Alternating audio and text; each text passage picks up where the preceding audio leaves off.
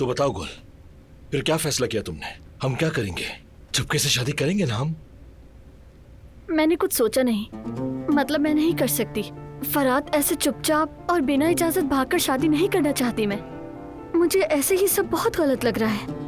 वक्त का इंतजार करते हैं, उम्मीद है कि सब राजी हो जाएंगे, यही बेहतर है हमारे लिए। गुल,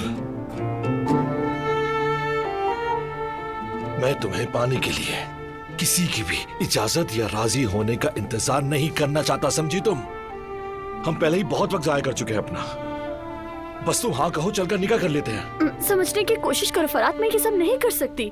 और अगर घर वालों की रजामंदी के बगैर शादी करेंगी तो शादी के बाद जरूर कोई मुसीबत आएगी। गुल, हम पहले भी बहुत मसले झेल चुके हैं और उसमें से बचकर निकल भी चुके हैं। अब और क्या बाकी रह गया है, तुम ही बताओ मुझे। तुम्हें कम से कम इतना भरोसा तो मुझ पर करना ही चाहिए ना। तुम अब बिल्कुल फिक्र ना करो, मेरे अंदर हर चीज का सामना करने की ताकत है। मुझे बस तुम्हारे साथ की जरूरत है। खैर, मुझे अभी बहुत काम है, मेरा वक्त जाया हो रहा है।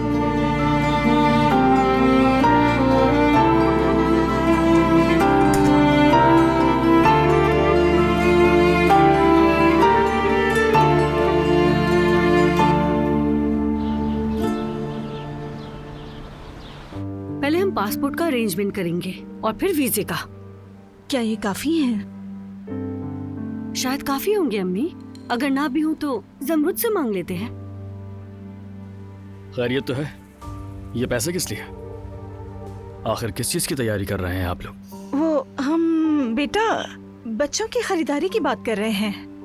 मैंने थोड़े से पैसे बचा कर रखे थे, सोचा था कि बच्चों की शॉपिंग कर लें। हाँ ना, बिल्कुल। मैं अम्मी को जो चीजें लेना चाह रही हूँ वो बता रही थी। चीजें कुछ ज्यादा हो गई शायद, सोच रहे थे काफी होंगी या नहीं।